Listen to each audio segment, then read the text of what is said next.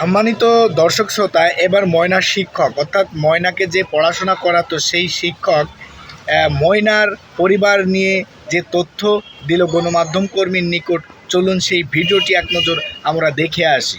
ভিডিওটি অবশ্যই ইম্পর্টেন্ট একটা বিষয়, কেউই ভিডিওটি টানবেন না, সম্পূর্ণ দেখার চেষ্টা করবেন। যে করুক, আজকেও কালকেও সেটা তো বের হবে, তাকে আল্লাহ পাকি ধরিয়ে দিক। আল্লাহ যেমন গতকালকে আমি একটু দোয়া করেছি যে আল্লাহ তোমার ঘরের সম্মান রক্ষার্থে যত দ্রুত সম্ভব এই অপরাধী যারা করছে তাদেরকে চিহ্নিত করে না, মানে আল্লাহর ঘরের পবিত্রতা রক্ষার্থে, যেন আল্লাহর ঘরে এটার জন্য একটা কলঙ্কিত হয়ে গেছে যে মসজিদও আজকাল নিরাপদ নয়। আচ্ছা হুজুর, আরেকটা কথা, আপনারা হচ্ছেন সমাজের, আপনাদেরকে মাথা বলা হয়, আইডল, আপনারা আদর্শ। এই ভিডিও শত শত দর্শকদের নিকট যাবে। আমি ছোট করে একটা মেসেজ দিতেন যে আমাদের দেশে এখন পরকীয়া বেড়ে গেল, আসিয়ার মতো শিশু দর্শক এবং স্ত্রীকে 13 টুকরা করছে স্বামী, বিভিন্ন খবর যেগুলো শুনছি, মানুষকে পিটিএম। এটা হলো ধর্মীয় শিক্ষার অভাব, মানে নৈতিকতা আছে, পাশাপাশি নৈতিকতা নেই। দ্বিতীয়ত ধর্মীয় যে একটা শিক্ষা, আমাদের আল্লাহ নবী সাল্লাল্লাহু আলাইহি সাল্লাম যে আদর্শ আমাদেরকে রেখে গেছেন, ওই আদর্শ থেকে আমরা বিচ্ছিত হয়ে গেছি, দূরে চলে গেছি। এই জন্য আমাদের মধ্যে এই কাজগুলো বেশি করছি। কারণ মানুষের প্রতি কোনো দয়া নেই, মায়া নেই। অথচ আল্লাহ নবীর আদর্শ ছিল শুধু মানুষ মানুষকে নয়, সমস্ত সৃষ্টিজীব একে অপরের সাথে সহানুভূতিশীল দেখাবে, কিন্তু সেই জিনিসটা আমাদের থেকে চলে গেছে। যতদিন পর্যন্ত আমরা আল্লাহ নবীর আদর্শের উপর আমাদের ব্যক্তিগত জীবন, পারিবারিক জীবন, রাষ্ট্রীয় জীবন পরিচালিত না হবে, ততদিন পর্যন্ত মনে হয় না। আর আমার কাছে কি মনে হয় হুজুর জানেন, আমি ছোট করে আমরা ভালোভাবে ঠিকভাবে ইসলামকে প্র্যাকটিস করছি না, এটাও তো একটা কারণ হতে পারে। ইসলামকে আমরা মুখে মানছি কিন্তু আমাদের জীবন ব্যবস্থার মধ্যে আসে না, যে এটাও তো একটা কারণ হতে পারে। কারণ ধর্মীয় অনুশাসন থাকলে তো এরকম মেনে চললে তো এরকম হওয়ার কথা না। হ্যাঁ, আরেকটা কথা লোক সমাজে যেটা শুনি, বর্তমান যেহেতু ডিজিটাল যুগ, সকলের কাছে অ্যান্ড্রয়েড সেট আছে, মোবাইল আছে, স্মার্টফোন, এগুলোর মধ্যে ছোট ছোট বাচ্চারা সবাই অনেক কিছু দেখে, দেখাতে এগুলোতে তাদের মধ্যে একটা সাহস কাজ করে এবং অনেক কিছু শিখেও ফেলে যে কিভাবে কি করতে হবে। এটাও একটা বড় একটা সমস্যার বিষয়। তবে এটা তো আপনার কাছে পুরো দেশবাসীর রহস্য, এই যে আজকে 8 দিন হয়ে গেল, মনে করেন কিভাবে তার লাশটা দোতলায় গেল, কে নিয়ে গেল, তার ফিঙ্গারপ্রিন্ট কেন এখনো পাওয়া গেল না, এটা একটা মানে জটলা বেড়ে গেছে। একদিকে যদি মনে হয় যে মসজিদে কাজটা হয়েছে, তাহলে আবার মনে হয় মসজিদে এরকম কাজ হবে, আপনার মনে রক্ত দেখে আসছেন। আছে যখন 7টা 7:30 দিকে আমি রক্ত দেখছি, রক্ত দেখে মনে হয় না যে মসজিদে হয়েছে, ওতে অল্প রক্ত থাকে না। আবার রক্ত দেখা যায় এক সাইড একটু কালো, আর এক সাইড একদম কাঁচা রক্ত দেখা যায়। এটা দেখে মনে হয় যে বাহির থেকে করে নিয়ে আসছে। আবার এটাও চিন্তা আছে বাহির থেকে করে লাশটা কিভাবে মসজিদে ঢুকে নিয়ে আসলো, নিয়ে আসলো, তার পায়ের ছাপ, হাতের এগুলা কি এখনো আইনশৃঙ্খলা বাহিনী কেন পেলো না, বা ময়না তদন্তে কি আছে সেটা তো আমরা জানছি না। এটা এখন পুরো একটা ধূম্রজালের মতন হয়ে গেছে। মানে এটা আর ও তো একেবারে ইয়া ছিল না, কিছুটা পর্যন্ত ছিল একটা এরকম মারা যাওয়ার পরে মানুষ শরীর আলো ছেড়ে দেয়, তাহলে তাকে এই যে যেভাবে নিয়ে যাক, এখন নিয়ে গেছে এখান থেকে নিয়ে যায় দোতলাতে তুললো, এটা কেউ দেখলো না। এটাই সবচেয়ে বড় জিনিস। চতুর্পাশে বাসা বাড়ি এবং 4 রাস্তার মোড়ে মসজিদ, যে কোনো এক বাসা থেকে কেউ দেখতে পারে, এতটুকু তো অবশ্যই ভয়ে কাজ করা দরকার। একটা কথা বলবো, মসজিদের দোতলা কি খোলা থাকতো নাকি তালা মারা থাকতো? মসজিদ ওই দিন দুপুর থেকে খোলা ছিল। হ্যাঁ, মানে প্রায় সময় আসরের পরে থেকে মাগরিব পর্যন্ত তালা লক হয় না, আবার মাগরিব থেকে এশা পর্যন্ত লক হয় না। ওই সময় আসর মুয়াজ্জিন সাহেব রুমে থাকেন, আর জোহরের পরে প্রায় সময় খোলা থাকে। খাদেম বা কেউ থাকে না, মানে ওনারা যদি থাকে মসজিদে, ওনারা তো ওনাদের রুমে থাকেন।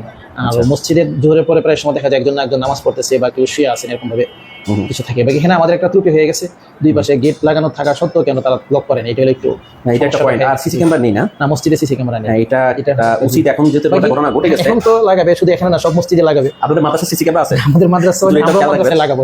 হ্যাঁ, যেহেতু দেখেন হয়তো ঠিক আছে, এখানে খরচের ব্যাপার আছে, তারপরেও দেখেন কত বড় একটা সিরিয়াস ঘটনা ঘটে গেছে, যেটা 8-9 দিন এখনো পর্যন্ত কোনো কিছু পাওয়া যাচ্ছে না। এটা সিসি ক্যামেরা থাকলে বা মসজিদ থাকলে, মাদ্রাসা বা রাস্তায় যদি থাকলে একটা দোকানে সিসি ক্যামেরা থাকলে ধরা পড়ে যেত বা সহজ হতো ইনশাআল্লাহ। একটা কথা হলো, সারাদিন তো অনেক সাংবাদিক আসে আপনার কাছে ইন্টারভিউর জন্য। এখানে আসছে কয়েকজনই আসছে, আয়সা গত পরশুদিন একজন আসছে, আয়সা ইয়া করে নিয়ে গেছে। হুজুর, আপনার বাড়ি কোথায়? এটা আমার বাড়ি, আমার নিজস্ব বাড়ি। এখানেই বাড়ি না? আপনার ছেলে মেয়ে? আমার 3 মেয়ে 1 ছেলে। আচ্ছা, আপনার মেয়ে তো ওর বয়সী? মানে হ্যাঁ, ওর বয়সী। আমার মেয়ের সাথে ওরা স্কুলে একসাথে পড়ে। ধরেন আপনি একজন বাবা হিসাবে যদি আপনার মেয়ের কেমন আপনার মানে এটা তো বলার ভাষা রাখে না যে কতটুকু ব্যতীত হতাম। বাকি সে আমার ছাত্রী হিসাবে যে আমার মেয়ে নয় এই জন্য যে আমি ব্যতীত নয়, বিষয়টা এরকম নয়। আমারও মনে কষ্ট, পার্শ্ববর্তী হিসাবে, ছোট ভাইয়ের মেয়ে হিসাবে এবং স্টুডেন্ট হিসাবে, ছাত্রী হিসেবে আমার অনেক কষ্ট মনে। আরেকটা জিনিস, কালকে যখন ময়নার বাড়িতে গিয়েছিলাম, মায়ের সাথে তো কথা বলতে পারলাম না, আমার মানসিক অবস্থা ভালো নেই। ফুবার সাথে কথা বললাম, তাদের একটা কষ্ট হচ্ছে যে এখনো তো মেয়ের খুনি শনাক্ত করতে পারলো না। তার উপরে ময়নার মাকে বলতেছে পরকীয়া, এটা বলে আরো তাদেরকে যে একটা কষ্ট দেওয়া, এই যে বিভিন্ন মিডিয়ায় সত্য না জেনে যে খারাপ বা মন যা চাইলো তাই প্রচার করলো, এটা নিয়ে কি বলবো? এটাই আমি আপনাকে যে বললাম যে আল্লাহ রাসূলের আদর্শের উপরে নয়। আল্লাহ তাআলা কোরআনে কারিমের মধ্যে বলছেন, ইয়া আইয়ুহাল্লাযীনা আমানু ইন জাআকুম ফাসিকুম বিনাবাইন ফাতাবায়ানু আন তুসিবু কওমান বিজাহালা। অর্থাৎ এর সারমর্ম হলো, হে ঈমানদারগণ, তোমাদের কাছে যখন কোনো ফাসিক ব্যক্তি কোনো সংবাদ নিয়ে আসে, তখন এই সংবাদটা তোমরা প্রচার করো না, যাচাই করো এটা কতটুকু সত্য না মিথ্যা। হাদিসের মধ্যে আল্লাহ রাসূল বলছেন কাফাবিল মারই কাযিবান আইয়ুহাদ্দিসা বিকুল্লি মা সামিআ, যে মানুষ মিথ্যাবাদী হওয়ার জন্য এটাই যথেষ্ট, যখন কোনো কিছু শুনে সেটা অন্যের কাছে বর্ণনা করবে। একজন সতী নারীকে যদি যেহেতু জানে না, মানে না জেনে একটা কথা বলাও তো এটা ইসলাম এলাও করে না। কোরআন হাদিসে একটা কথা দুঃখজনক, কয়েকজন হুজুর এটা নিয়ে ওয়াজই করছে যে ময়না মায়ের পরকীয়ার কারণে এগুলো ভাইরাল আছে। হ্যাঁ, আমি দেখছি ভিডিওতে দেখছি। এটাকে আপনি একদম আমি শিওর না হয়ে প্রথম কিছু মানুষের লেখা দেখছি, কিছু মানুষের আবার মানে বয়স শুনছি, অনেকে আবার এটাকে মিথ্যা বলছেন, আবার ওনার যারা মিথ্যা বলছেন তাদেরকে আবার অন্যরা আবার ফাঁসাইতেছে যে না এটা সত্য। এটা আমার কাছে খুব অবাক লাগে যে তারা যেখানে ওয়াজ করতেছে আপনার ওইটা হুজুররা যে এই কাজটা করেন, এখন বলতে হবে যে উনি হুজুর হতে পারে, কিন্তু আল্লাহ যদি হুজুর হয়ে থাকেন সত্যিকার, তো কোরআনের মধ্যে আল্লাহর আয়াত উনি জানেন না, তাহলে হাদিস রাসূল এটা জানেন না, তাহলে সে হুজুর না, লেবাসদারি হুজুর হতে পারে। বাকি যদি সত্যিকার হুজুর হয় তাহলে সে কখনো কোনো জিনিস যাচাই না করে প্রচার করবে না। এবং এটা তো মিডিয়াটা হচ্ছে মানুষের কাছে যাচ্ছে হাজার হাজার মানুষ দেখবে কথা বলা। আর যেহেতু এত কথা হচ্ছে ময়না চাচাকে নিয়ে, ছোট চাচাকে, ওটাকে নিয়ে আপনি তো আত্মীয়, ওনার সম্বন্ধে একটু বলতেন, উনি কি করে বা আপনি কতটুকু দেখেছেন? আমি এমনি শুধু চাচা চাচা শুনছি, কোন চাচা এটা আমি সঠিক জানি না। আচ্ছা, যেটা বাড়িতে আছে কথা বলছেন, ময়নার আপন কোন চাচা বাড়িতে নেই। দুই চাচা বাইরে থাকেন, বাকি ওর চাচারা আছে বাড়ির পাশে। এখন কে এটা আমার সঠিক জানা নেই। বাকি কত পরশুদিন একটা ভিডিও দেখলাম, তার এক চাচা তো ময়নার এক চাচাকে ময়নার মায়ের সাথে একটা ছবি বড় চ্যানেলে, এটা আমি দেখছি। আমি ওই পরশুদিন দেখে পরে বুঝলাম যে চাচা যে বলে ওই চাচা, মানে এর আগে আমি এটা হচ্ছে কি মানে করেন, ও কুফা বারবার বলছিল কান্না করে যে আমাদের তো এখনো অপরাধীও ধরতে পারলাম না, তার ভিতরে আমাদের চরিত্র হনন, আমরা তো গলায় ফাঁসি দেবো ছাড়া উপায় কোনো গতি নেই। হ্যাঁ, এটাই যাক আল্লাহ সবাইকে হেদায়েত দান করুন। এটাই দুঃখজনক যে একটা জিনিস শোনার পরে সাথে সাথে আমরা মিডিয়াতে প্রচার করে দিই। আর বিশেষ করে আরো দুঃখজনক যে আলেম সমাজ কিভাবে এই জিনিসটা প্রচার করে। আচ্ছা, আপনার কি মনে হয় এটা শুধু ভিউ পাওয়ার জন্য নাকি?